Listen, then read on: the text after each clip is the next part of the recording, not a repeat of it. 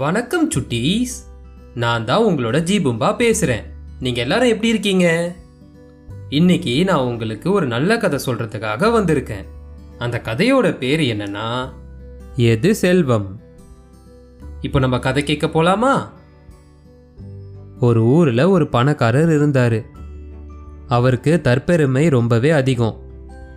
ஊர்ல இருக்க எல்லார்கிட்டையும் தன்னோட பணத்தை பத்தி தம்பட்டம் அடிக்கிறதே அவரோட வேலை. அவருக்கு ஒரு மகன் இருந்தான். அவனுக்கு தன்னோட பணத்தோட மதிப்பை காமிக்கணும்னு நினைச்சாரு. ஒரு நாள் அவரோட மகனை கூட்டிக்கிட்டு அந்த ஊரையே சுத்தி காமிச்சாரு. சாலையோர மக்கள், அங்க இருக்க குடிசைகள்னு எல்லாத்தையுமே காமிச்சாரு. மறுபடியும் வீட்டுக்கு வந்ததும், பாத்தியா நம்ம எவ்வளோ பணக்காரங்கன்னு சொன்னாரு.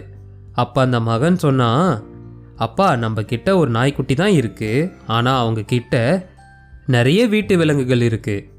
நம்ம கிட்ட வேணா ஒரு பெரிய வீடு இருக்கலாம், ஆனா அவங்க வீடு மிகப்பெரிய நிலத்துக்கு நடுவில் இருக்கு. மிகப்பெரிய விளக்குகள் நாம பயன்படுத்தலாம், ஆனா அவங்க நிலாவே அவங்க வீட்டுக்கு வெளிச்சம் தர வைக்கிறாங்க. நாம சின்ன நீச்சல் குளம் தான் வச்சிருக்கோம், ஆனா அவங்க கிட்ட வற்றாத நதியே இருக்கு. நாம எவ்வளோ ஏழ்மை நிலையில் இருக்கோம்னு காமிச்சதுக்கு ரொம்ப நன்றிப்பான்னு சொன்னான். இதுக்கு ஒண்ணுமே பதில் சொல்ல முடியாம போனாரு அந்த பணக்காரர். அவ்வளோதான் சுட்டீஸ், இந்த கதை இதோட முடியுது.